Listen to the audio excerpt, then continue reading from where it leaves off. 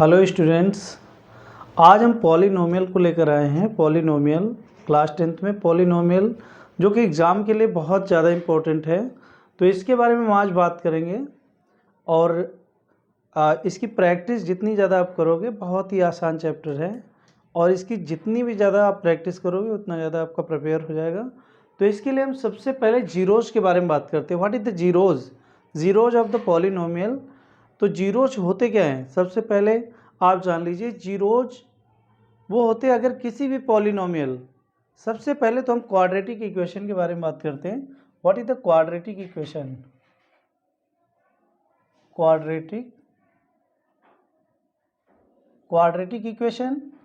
Quadratic equation होती है अगर कोई भी इक्वेशन इस फॉर्म में है, ax² + bx + c = 0। अगर कोई भी आपकी इक्वेशन इस फॉर्म में लिखी हुई है तो हम इसके लिए कह सकते हैं कि ये आपकी क्वाड्रेटिक इक्वेशन है, क्योंकि x⁴ यहाँ पर जो भी वेरिएबल है, यहाँ वेरिएबल आपका क्या इस्तेमाल हुआ? x इस्तेमाल हुआ आपका वेरिएबल, और a b c आपका क्या है? यहाँ पर ये आपके नंबर्स हैं। नंबर्स का मतलब यहाँ पर इससे है कि ये नंबर्स हैं, वो नंबर्स हैं इसमें जैसे a b c आपके कांस्टेंट नंबर होते हैं 1 2 3 4 5 6। ये नंबर्स आपके कोई भी नेचुरल नंबर्स आपके यहाँ पर ये हो सकती है ABC। तो इस तरीके से ये आपका क्वाड्रेटिक इक्वेशन हुआ। अब इसे हम सॉल्व करने के लिए जीरोज के बारे में बात करते हैं। क्वाड्रेटिक इक्वेशन के बारे में तो आपको मालूम चल गया, लेकिन अब दूसरी बात है यहाँ पर कि जीरोज क्या होते हैं। जीरोज को हम ऐसे आपको पूरा फाइंड आउट करके बहुत अच्छे तरीके से बताएंगे।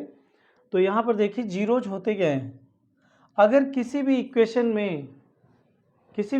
में अगर हम वेरिएबल्स की वैल्यू यहाँ पर पुट करें, वेरिएबल्स की वैल्यू अगर पुट कर दी जाए, उस केस में अगर इक्वेशन की वैल्यू अगर 0 आती तो हम ये कह सकते हैं कि वो आपका जीरोज होगा, वो आपका पॉलिनोमियल का जीरोज होगा।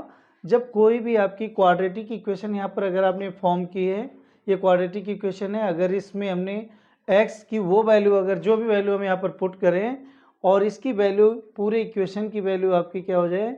0 हो जाए, तो उसे हम उसका जीरोज कहेंगे। तो जीरोज के बारे में हम बात करते हैं यहाँ पर।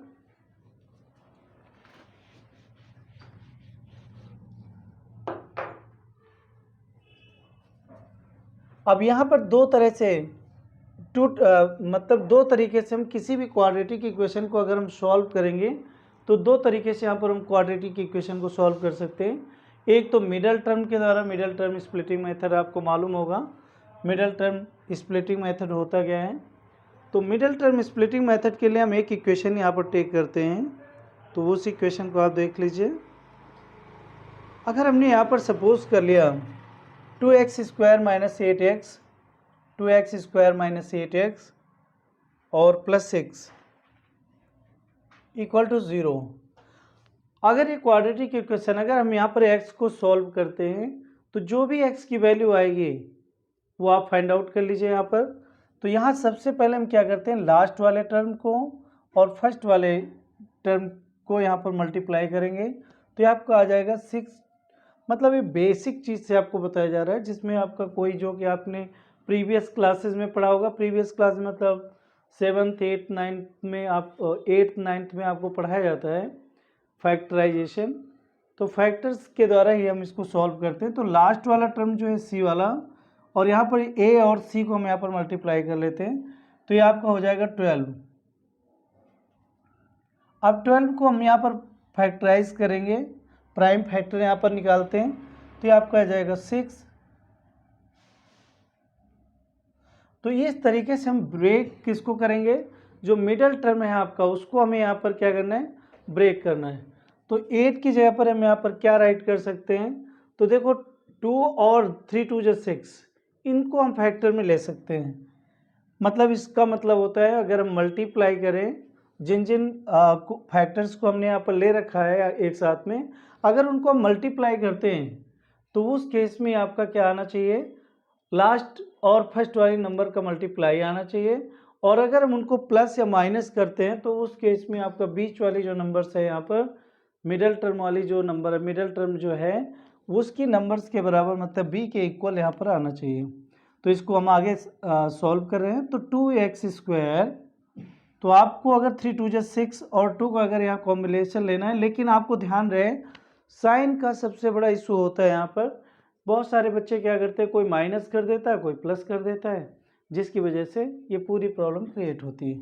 तो अगर आपको ये दिक्कत रहती है तो आप इसको ऐसे करें, माइनस का साइन आप बाहर ले लीजिए और उस केस में 2x प्लस 3 2 जा 6x आप ऐसे रख दीजिए और फिर प्लस 6 रख दीजिए। मतलब आपने 8 को ब्रेक किया है, 8x को ब्रेक किया है, तो 8x को हमेशा प्लस में लिखना है और जो भी साइन उसके बाहर में है वो आप, क्योंकि सबसे बड़ी प्रॉब्लम यहाँ पर आती है साइन की, क्योंकि कुछ बच्चों को आइडिया नहीं रहता तो माइनस का 8 कर देते हैं, प्लस का वो माइनस का 6 कर देते हैं, प्लस का 2 कर देते हैं, तो उसकी वजह से उनका क्वेश्चन जो होता है पूरी तरह से ख़राब हो जाता है, मतलब प्रॉब्लम क्रिएट होती है। तो इसलिए हम यहाँ पर क्या करेंगे, बाद में साइन को यहाँ पर एंटर करेंगे तो ये आपका आ जाएगा 2x² माइनस का 2x माइनस 6x और प्लस 6 इक्वल टू 0।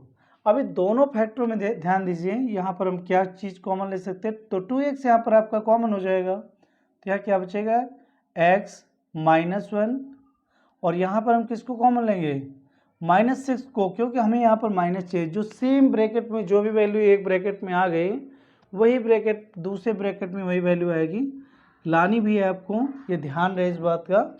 हमारा एग्जाम भी यही है, हमारा उद्देश्य भी यही है कि वही चीज़ आपकी दूसरे वाले में भी आनी चाहिए। अगर नहीं आती तो उस केस में आपका इक्वेशन जो है, फैक्टर जो है वो गलत आते हैं, और फैक्टर अगर गलत आते हैं तो आप यहाँ पर जो जीरोज है उनको आप फाइंड आउट नहीं कर पाओगे। तो इसके लिए हम यहाँ पर 6 अगर कॉमन लेते हो तो यहाँ x -1 आ जाएगा, क्योंकि जब हम माइनस को कॉमन लेंगे तो जो बिटवीन द आपके साइन है वो आपके यहाँ पर चेंज हो जाएंगे।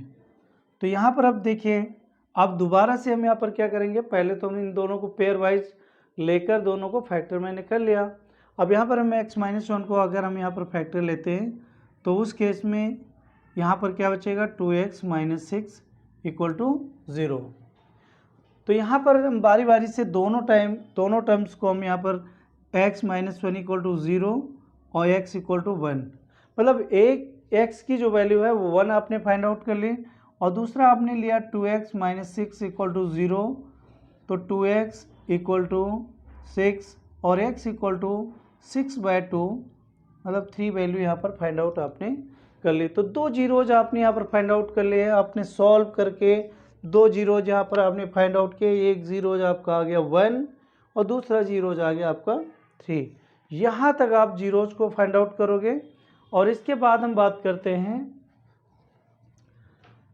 कि जीरोज के द्वारा सम ऑफ द जीरोज। जैसे आपसे कहा जाएगा find the sum of zeros, तो आप कैसे करोगे, find the sum of zeros, find the sum of zeros. अब सम दोनों जीरोज का अगर हम यहाँ पर सम निकालें तो कितना हो जाएगा 1 + 3 मतलब 4 हो जाएगा। दोनों का जो सम होगा वो 4 होगा और प्रोडक्ट ऑफ जीरोज क्या हो जाएगा, यहाँ पर प्रोडक्ट ऑफ जीरोज हो जाएगा आपका 1 × 3, इट मीन्स 3 आ जाएगा। मतलब सम ऑफ जीरोज आपका हो गया यहाँ पर 4 और प्रोडक्ट ऑफ जीरोज हो जाएगा आपका 3। तो इस तरीके से सम ऑफ जीरोज और प्रोडक्ट ऑफ जीरोज यहाँ पर हमने फाइंड आउट कर लिया, कोई दिक्कत नहीं आई यहाँ पर। अब नेक्स्ट इसमें एक दूसरा प्रोसेस हम अप्लाई करेंगे, इतनी बात आपको समझ में आ गई होगी। अब हम इसको रफ करेंगे और इसका नेक्स्ट जो टॉपिक है, ये तो एक तरह से इंट्रोडक्शन वाइज क्वेश्चन का या इस चैप्टर का इंट्रोडक्शन है जो कि आपको समझना बहुत ज़रूरी है। अगर आपका क्वाड्रेटिक इक्वेशन हम इस तरीके से राइट करें ax² + bx + c = 0, उस केस में हमें जीरोज निकालने की ज़रूरत नहीं, सम ऑफ जीरोज और प्रोडक्ट ऑफ जीरोज हम आसानी से फाइंड आउट कर सकते हैं। तो इसके लिए हम क्या करते हैं, सम ऑफ जीरोज क्या होगा, सम ऑफ जीरोज मतलब अगर इस फॉर्म में है तो सम ऑफ जीरोज या प्रोडक्ट ऑफ जीरोज आपको फाइंड आउट करने की ज़रूरत नहीं पड़ेगी।